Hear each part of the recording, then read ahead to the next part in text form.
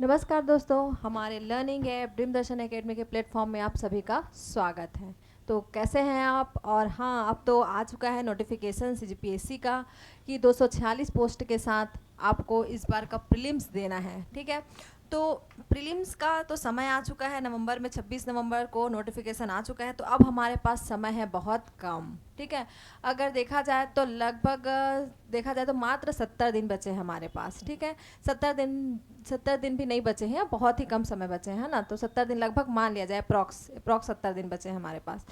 अब उसकी हमारी स्ट्रैटेजी क्या होनी चाहिए? ठीक है, कैसे हमको पढ़ना है कि हम कैसे हम एग्ज़ाम क्वालिफाई कर सकते हैं। ऐसा नहीं है कि सबको पढ़ेंगे तभी हमारा एग्ज़ाम क्वालिफाई होगा। प्रीलिम्स क्या है, एक क्वालिफाइंग है, लेकिन आपको इस जो स्कोर गेन करना है वो किस में करना रहता है? मेंस में स्कोर गेन करना पड़ता है ना। लेकिन आपको प्रीलिम्स क्वालिफाई करना है तो प्रीलिम्स क्वालिफाई करने के लिए सब चीज़ नहीं पढ़ना है, कुछ एक स्ट्रैटेजी रणनीति है अपनानी पड़ती है। ठीक है, सबको नहीं, जो इम्पोर्टेंट है उसको देखिए।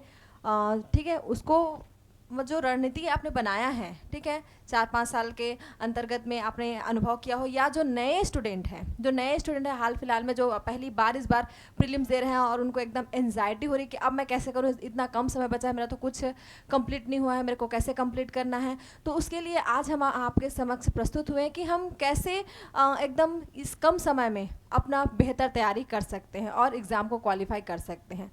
ठीक है, तो 246 पोस्ट है, मतलब लगभग देखा जाए तो 3600 के अंदर में आपको क्या लाना है, अपना रैंक लाना है, तब आप क्या है, क्वालिफाई हैं इस बार प्रीलिम्स में।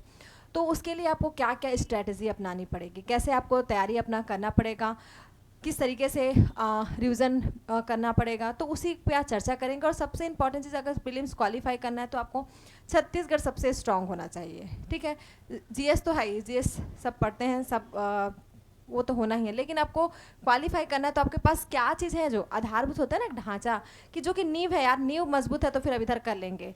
तो अगर जीएस, इंडियन जीएस निकालेंगे तो सागर है, महासागर है। ठीक है, तो वो तो पढ़ना ही पढ़ना है, लेकिन आपको एक आधार जो होता है वो क्या है, आपका छत्तीसगढ़ होता है। यार मेरा छत्तीसगढ़, चाहे कुछ भी हो, छत्तीसगढ़ तो मेरा एकदम बढ़िया बेस्ट है, तो फिर मैं आगे कवर कर लूँगा। तो वही छत्तीसगढ़ पे हम कैसे स्कोर कर सकते हैं कि वो जो 50 नंबर का है, उस 50 नंबर में कैसे आप लगभग 35 क्वेश्चन, ज़्यादा तो नहीं बोलूँगी, 40-15 क्वेश्चन छोड़ ही दीजिए, ये 35 क्वेश्चन को मैं कैसे सही करूँ।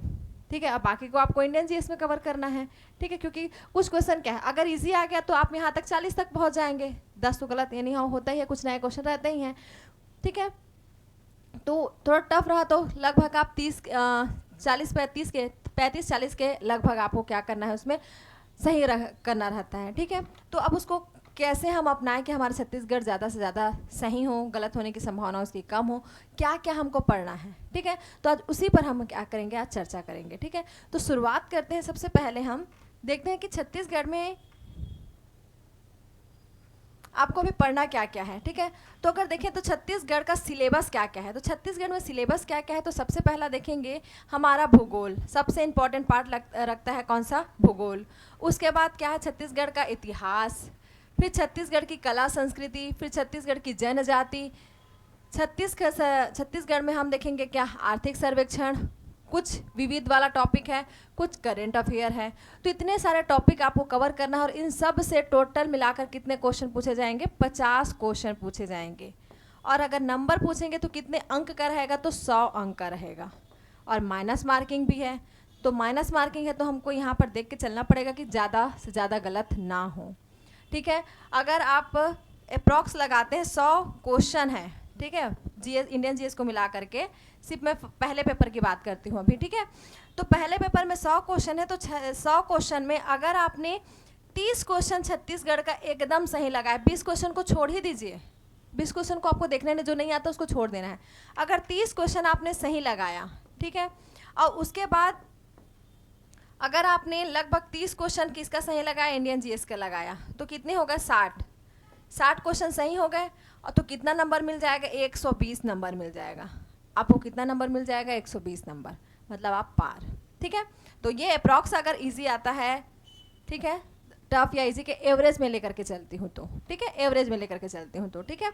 अगर इसमें अगर 35 क्वेश्चन लेकर चलते हो तो ये आ जाएगा आपका कितना नंबर, 70 नंबर, तो लगभग ये चला जाएगा आपका 130 नंबर। ठीक है, तो इसको 30 को कर दीजिए 35, इस 30 को क्या कर दीजिए, 35 कर दीजिए, और यहाँ पर हो जाएगा आपका ये 130 नंबर हो जाएगा। कितना नंबर हो जाएगा आपका ये? 130 नंबर। तो सोचो 130 नंबर हो गया, मतलब आपको जैसे भी हो, ठीक है, आप क्या कर लेंगे, प्रीलिम्स को क्या कर लेंगे, क्वालिफाई कर लेंगे, ठीक है।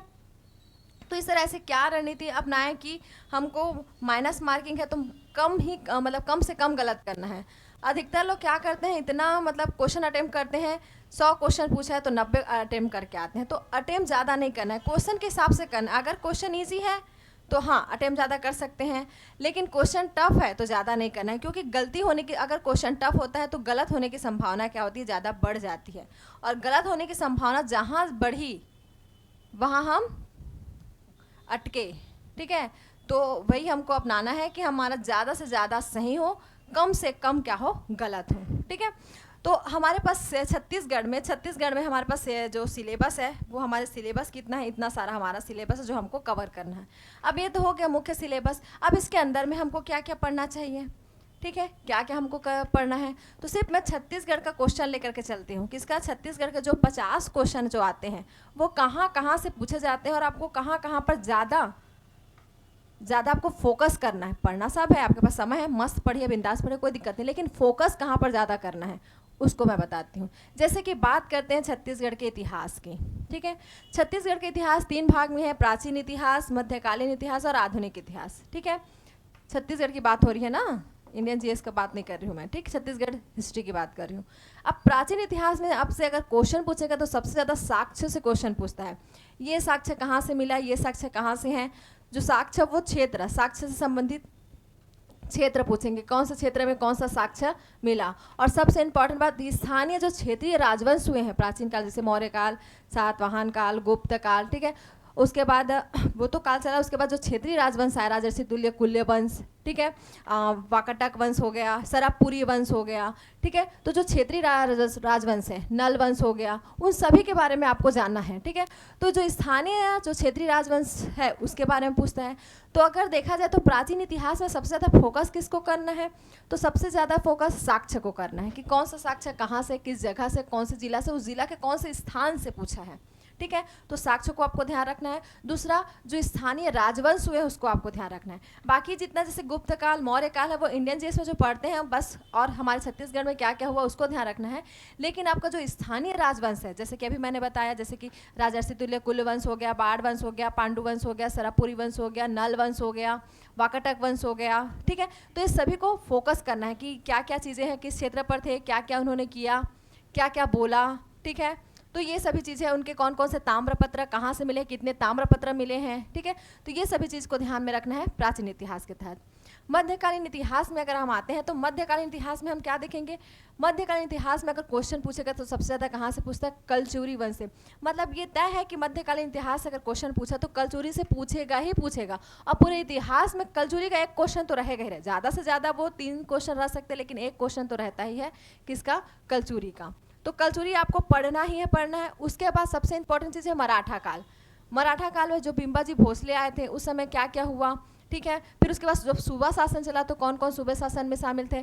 और ब्रिटिश कालीन जो मराठा काल में जो हमारे यहाँ शासन किया उसके बारे में हमको जानना है, तो मराठा काल के बारे में पढ़ना है। उसके बाद जो काकतीय वंश है, ठीक है, काकतीय वंश के बारे में पढ़ना है, ठीक है। जैसे कि अन्नम देव है, उसके बाद कौन कौन से शासक आए, उन्होंने राजधानी किस किस क्षेत्र को बनाया, ठीक है।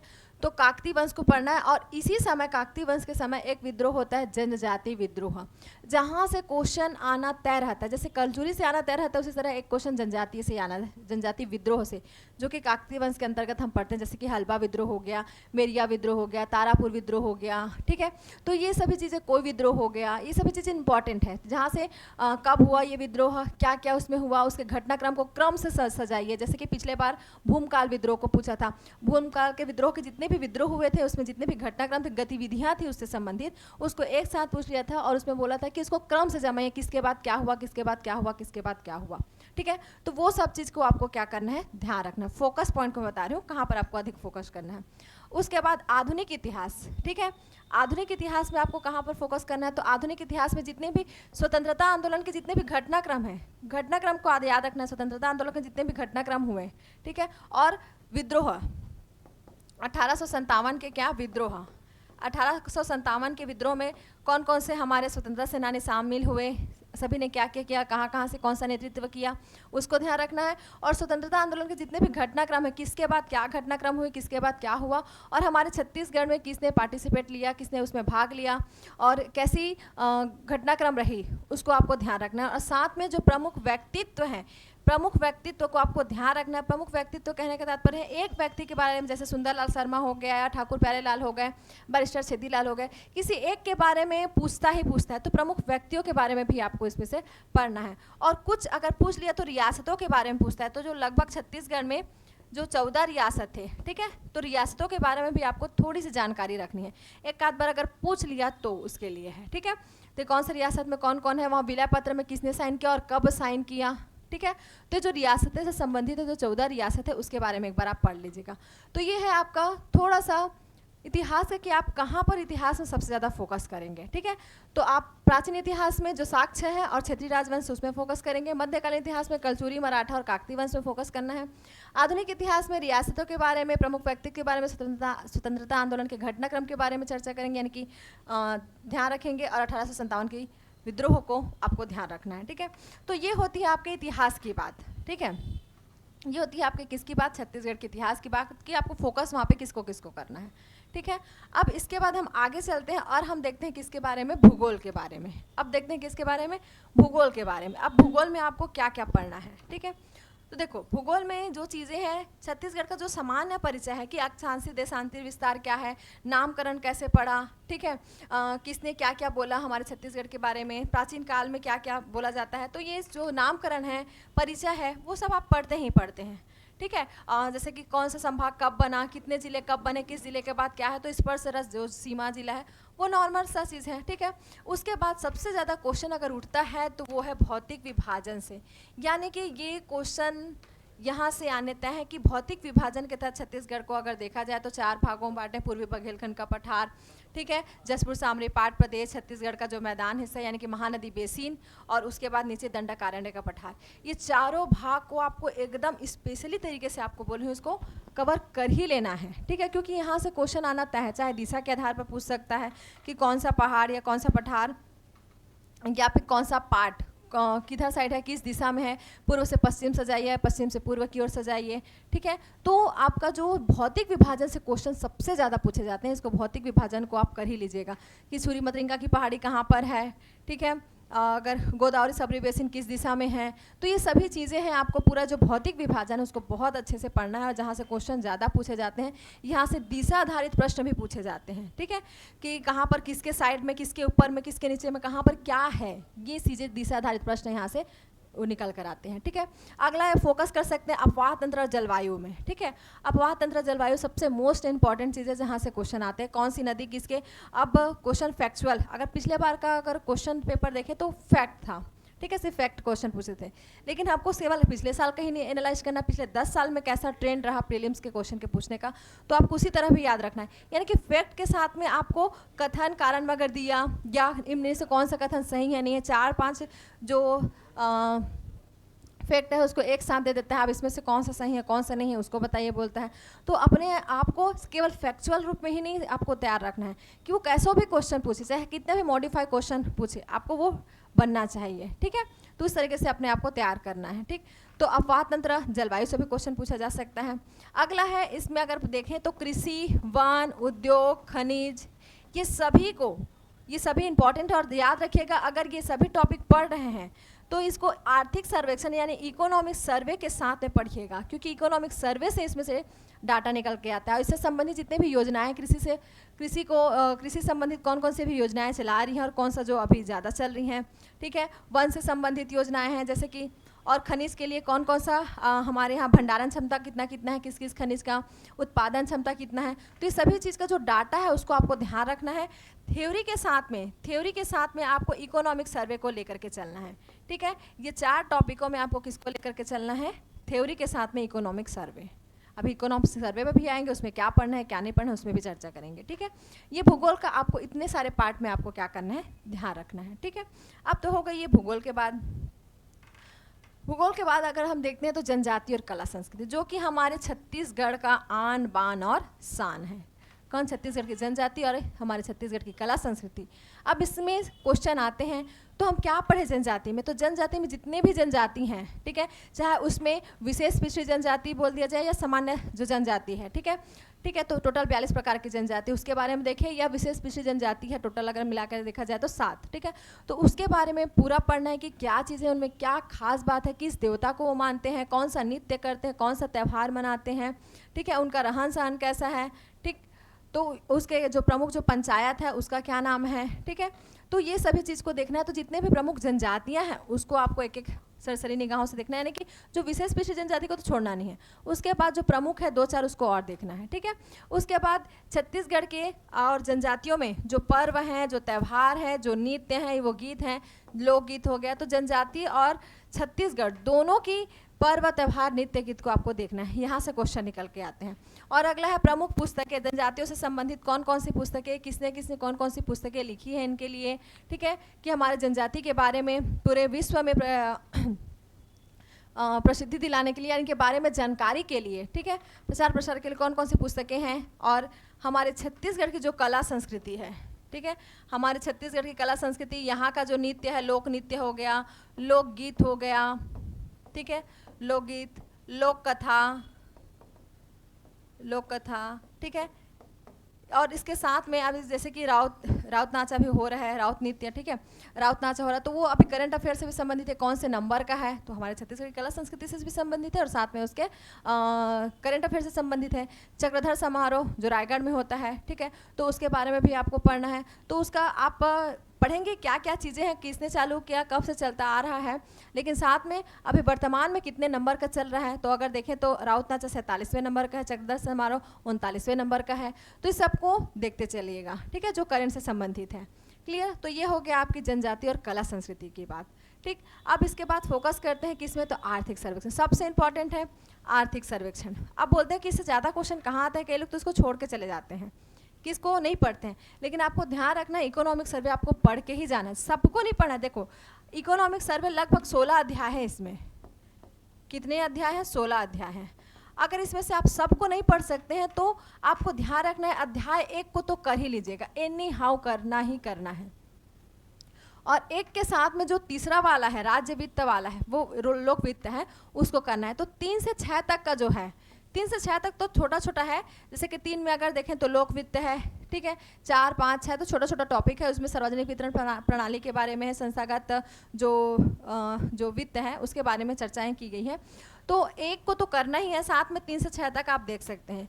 और जो 7 से 9 है, ठीक है, 7 से 9 है वो थ्योरी के साथ में पढ़ना, जैसे कि आपका मैंने अभी बताया किसके अंतर्गत, जियोग्राफी यानी कि भूगोल के तहत, कि क्या आपको कृषि, वन, उद्योग, खनिज, ऊर्जा, ये सभी को आपको इकोनॉमिक सर्वे के साथ में पढ़ना है। तो आपका इकोनॉमिक सर्वे भी तैयार हो गया और थ्योरी भी तैयार हो गया, तो अलग से इसको पढ़ने की ज़रूरत नहीं। अगर थ्योरी के साथ में मिक्स करके पढ़ें इकोनॉमिक सर्वे तो फिर यहाँ से पढ़ने की ज़रूरत नहीं है। 1 को पढ़िए, 2 को छोड़ दीजिए, 2 को क्या करना है, आपको छोड़ देना है, ठीक है, क्योंकि 2 में क्या है, जनसंख्या है, यानी कि जनगणना है, क्या है, जनगणना। 2 में क्या है, जनगणना है। तो आप इसको चाहें तो जनगणना को आपको किस में पढ़ सकते हो, भूगोल के अंतर्गत जनगणना को पढ़ना है, जिसको हम बोलते हैं मानव संसाधन। क्या बोलते हैं, मानव संसाधन। तो जो जनगणना है आपको भूगोल के तहत ये देखना है, ठीक है। टॉप 3 सबसे ज़्यादा जनसंख्या किस जिला में है, सबसे कम जनसंख्या कहाँ है, लिंगानुपात सबसे ज़्यादा कहाँ है, लिंगानुपात सबसे कम कहाँ है, साक्षरता सबसे ज़्यादा कहाँ है, सबसे कम कहाँ है। तो ये सभी चीज़ें जनगणना जो है आप इसमें भूगोल के तहत देख सकते हैं। तो अब इसको यहाँ पर भूगोल में अगर कंप्लीट हो गया तो आपको इकोनॉमिक सर्वे में उसको पढ़ने की आवश्यकता नहीं है, ठीक है। तो अध्याय 1 को आप ध्यान में रखेंगे, 3 से 6 तक ये ध्यान रखें। अगर ज़्यादा से ज़्यादा 1 और 3, अगर कुछ नहीं पढ़ना है आपको तो 1 और 3 को बस पढ़ लीजिएगा, बाकी थ्योरी के साथ कंप्लीट हो जाएगा, ठीक है। क्वेश्चन ज़्यादा से 1 और 3 से ज़्यादा पूछेगा, ठीक है। अब उसके बाद बजट इंपॉर्टेंट है। अभी बजट में क्या क्या प्रावधान है हमारे यहाँ, कितने राजस्व आय, मतलब सार्वजनिक जो बजट होते हैं जिसमें कि आपके राजस्व आय, पूंजीगत आय, राजस्व व्यय, पूंजीगत व्यय, तो कितना कितना बजट का प्रावधान रखा गया, किसमें किसमें कितने बजट का प्रावधान रखा गया है, तो सभी चीज़ को देखना है। तो सरसरी निगाहों से बजट को एक बार आपको क्या करना है, देखना ही है, ठीक है। ये तो हो गया इकोनॉमिक सर्वे की बात। तो इकोनॉमिक सर्वे में 1 और 3 इसको करके ही जाना, बाकी छूटेगा तो छूटेगा, लेकिन 1 और 3 को छोड़ना ही नहीं है, ठीक है। उसके बाद आगे बढ़ते हैं, सबसे इंपॉर्टेंट चीज़ करेंट अफेयर। करेंट अफेयर से लगभग अगर क्वेश्चन पूछे तो 8 से 9 क्वेश्चन, कभी कभी 8 से 9 क्वेश्चन तक चला जाता है, कभी कभी लगभग 7 के आसपास रहता है, मतलब ये लगभग 10 के अंदर ही रहता है क्या, करेंट अफेयर। तो करेंट अफेयर को आपको तैयार रखना है, मजबूत रखना है। इंडियन जीएस भी आपका करेंट अफेयर रखना ही मजबूत, और छत्तीसगढ़ करंट अफेयर को भी रखना है मजबूत, ठीक है। तो अप्रॉक्स 7 मान के चलिए, अप्रॉक्स 7, एवरेज 7 मान के चलिए, ठीक है। तो करंट अफेयर को तैयार आपको कहाँ से करना है, जुलाई से लेकर के जनवरी तक का, जुलाई से लेकर के जनवरी तक का करंट अफेयर आपको तैयार होना चाहिए छत्तीसगढ़ में। और छत्तीसगढ़ में अभी कहीं बहुत जगह क्या मिले हैं, भित्ति चित्र मिल रहे हैं, ठीक है। बहुत सारे प्राचीन गुफाएं मिल रहे हैं जो 4000 पुरानी, ठीक है। तो जैसे कि धुंधी टांगर में अभी कोरबा में बहुत 4000 पुराना ताम्र पाषाण युग का क्या मिले हैं, साक्ष्य मिले हैं। तो ये चीज़ें हैं जो करंट अफेयर से हैं, कौन नए नए गुफाएं मिल रही हैं, ठीक है। तो जानकारी जो करंट अफेयर से जो मुद्दे हैं, अभी वर्तमान में आयोग, बहुत सारे आयोग में अध्यक्ष बदले हैं, ठीक है। तो कौन कौन से आयोग, जैसे कि ओबीसी का यानी कि पिछड़ा वर्ग आयोग का अध्यक्ष कौन बना है, ठीक है। जनजाति, अनुसूचित जनजाति या जाति के जो आयोग हैं उनके अभी अध्यक्ष कौन बने हैं, ठीक है। अभी वर्तमान में जो चुनाव हुआ है तो उससे संबंधित याद रखिए कौन सा मंत्री को कौन कौन सा विभाग दिया गया है, ठीक है। अभी वर्तमान में यहाँ से कौन से मंत्री संसद में सदस्य बने हैं, किसको मनोनीत सदस्य बनाया गया है, जैसे कि बृजमोहन अग्रवाल, ठीक है। उनको संसद में कौन कौन से जो विभाग हैं, ठीक है, मनोनीत सदस्य के रूप में कौन कौन सा क्षेत्र दिया है, जैसे प्राक्कलन समिति के उसको सदस्य बनाया गया है। तो ये चीज़ें जो छत्तीसगढ़ के कौन कौन से मंत्री हैं, विधायक है, वो संसद में क्या क्या काम कर रहे हैं, उसको क्या क्या चीज़ मिला है, तो ये सभी चीज़ें आपके लिए क्या हो जाती है, इंपॉर्टेंट हो जाती है। और करंट अफेयर जुलाई से लेकर के जनवरी तक की जो आपके करंट अफेयर आपको क्या करना है, तैयार करना है। तो ये इस तरह से हो गया पूरा आपका एनालिसिस चीज़ है किसका, छत्तीसगढ़ का, केवल छत्तीसगढ़ का। मैं किसके इसके लिए बता, सिर्फ 50 नंबर के लिए आपको इतना सारा मेहनत करना है। और हमारे पास समय बहुत कम है, जो नए स्टूडेंट हैं वो बहुत प्रेशर में आ जाते हैं, हमको कैसे करना है कैसे करना है, तो प्रेशर बिल्कुल नहीं लेना है, बिंदास पढ़ना है। रेगुलर का टारगेट बना दीजिए कि मुझे छत्तीसगढ़ 3 घंटा, रेगुलर का 3 घंटा, ठीक है, रोज का 3 घंटा मेरे को छत्तीसगढ़ को देना है, मतलब देना है पेपर तक, ठीक है। रेगुलर का मंडे टू सैटरडे क्या रखना है, हर टॉपिक को पढ़ना है, और संडे को सिर्फ 3 घंटा मेरे को जितना मैंने एक हफ्ते में पढ़ा है उसको क्या करना है, रिवीजन करना है। तो संडे टू संडे आपको रिवीजन करते जाना है, और मंडे टू सैटरडे अपना जो पढ़ाई है, जो सीक्वेंस में जो चल रहा है उसको क्या करना है, आगे बढ़ाना है, ठीक है। तो बस इसी चर्चा के लिए मैं आपके समक्ष प्रस्तुत हुई थी कि कैसे हमको छत्तीसगढ़ को किस तरीके से पढ़ना है, हम कैसे ज़्यादा इसमें स्कोर कर सकते हैं। और सबसे ज़्यादा आपको ध्यान रखना है माइनस मार्किंग है, इसलिए गलत कम करें, ठीक है। गलत कम करेंगे तो ऑटोमेटिक आपका रैंक आगे बढ़ जाएगा, गलत ज़्यादा करेंगे तो आप पीछे हो जाते हैं। हम क्या, हमारी एक आदत होती है लालच बहुत ज़्यादा, अरे यार मैंने 20 क्वेश्चन बनाया यार, मज़ा नहीं आ रहा है, थोड़ा सा और 10 क्वेश्चन और मान लेती हूँ, 20 क्वेश्चन और 20 क्वेश्चन बनाए, नहीं नहीं नहीं मुझे और बनाया 10 क्वेश्चन और बनाए, अरे यार मैं 30 क्वेश्चन बनाया हूँ, थोड़ा सा और 2-4 तुक्का मार देती हूँ। तो तुक्का मारने के चक्कर में 30 से 40 पहुँच जाते हैं, और जब हमारा गलत होता है तो हम देखते हैं कि हमारा अरे बाप रे 25 तो गलत हो गया, 27 तो गलत हो गया। तो उसी गलत को नहीं करेंगे तो आपका स्कोर ऑटोमेटिक बढ़ जाएगा, ठीक है। गलत कम करना है। आप टेस्ट सीरीज ज्वाइन कीजिए, कहीं भी ज्वाइन कीजिए, हमारे एकेडमी में, ड्रीम दर्शन एकेडमी में 1 दिसंबर से टेस्ट सीरीज भी ज्वाइन हो रहा है, टेस्ट सीरीज ज्वाइन कीजिए, क्योंकि टेस्ट सीरीज सबसे इंपॉर्टेंट है आपके आकलन का कि आपकी पढ़ाई का स्तर कैसा है, और आप वहाँ पर तुक्का लगाकर OMR भर रहे हैं या आप खुद मेहनत करके आए हैं, अपने पढ़ कर आए हैं, उस पर टिक लगा रहे हैं, ठीक है। तो ये चीज़ें रहती हैं जो कि सिर्फ और सिर्फ किससे हमको पता चलता है, टेस्ट सीरीज से। टेस्ट सीरीज है तो आप पढ़ते जाइए, और टेस्ट सीरीज है तो उसको आकर के देते जाइए कि हाँ क्या क्या चीज़ें हैं, कैसे हैं। तो टेस्ट सीरीज से आपका आकलन होता है। 2 महीना बचा है, पढ़ना है, टेस्ट देना है, पढ़ना है, टेस्ट देना है, पढ़ना है, टेस्ट देना है, बस। और आके जाके मस्त बिंदास तरीके से 9 फरवरी को जो होने वाले प्रीलिम्स का एग्ज़ाम है उसको हमको देना है, ठीक है। तो मैं आपको एक जानकारी दे ही देती हूँ कि 1 दिसंबर से हमारे यहाँ ड्रीम दर्शन एकेडमी में प्रीलिम्स की टेस्ट सीरीज स्टार्ट हो रही है। बहुत मिनिमम फीस रहेगा, मिनिमम फीस में आपको लगभग 15 टेस्ट दिए जाएंगे, 15 टेस्ट रहेगा, ठीक है। तो उसकी जानकारी हमारे सर के द्वारा और दिया जाएगा, ठीक है। तो ज्वाइन कीजिएगा बिल्कुल, जो कि आपके लिए है, सिर्फ आपके लिए है और सिर्फ आपके लिए है, ठीक है। आपको बस पढ़ते जाना है, टेस्ट सीरीज देते जाना है। क्या होता है, हम टेस्ट सीरीज हम घर में भी लगा सकते हैं, लेकिन घर में क्या होता है, जो माहौल चाहिए ना वो नहीं मिलता है। अरे यार हम माइंड में ये रहता है ना, हाँ ठीक है ये क्वेश्चन ये है, ये क्वेश्चन ये है, वहाँ पर वो जो सोचने का जो डर होता है ना, जो खौफ होता है, जो एग्ज़ाम हॉल में जो होता है वैसा वाला नहीं होता है घर में। इसलिए हम कहीं पर संस्था में जाकर देते हैं, और जा कर के वहाँ पर ये फील करते हैं कि हम मेन एग्ज़ाम में दे रहे हैं। मेन एग्ज़ाम में जो टेस्ट एग्ज़ाम देते हैं मेन एग्ज़ाम में, वैसा ही हमको वहाँ पर फील करना रहता है। तो वहाँ पर जो सोचने का जो तरीका है वो थोड़ा सा बदल जाता है, इसलिए हमको टेस्ट सीरीज देना बहुत ही ज़रूरी है। ठीक है, तो चलिए आज यहीं पर अपनी वार्तालाप को यहीं पर समाप्त करती हूँ। फिर अगले कुछ नए वीडियो में फिर आपसे मुलाकात होगी, तब तक के लिए धन्यवाद।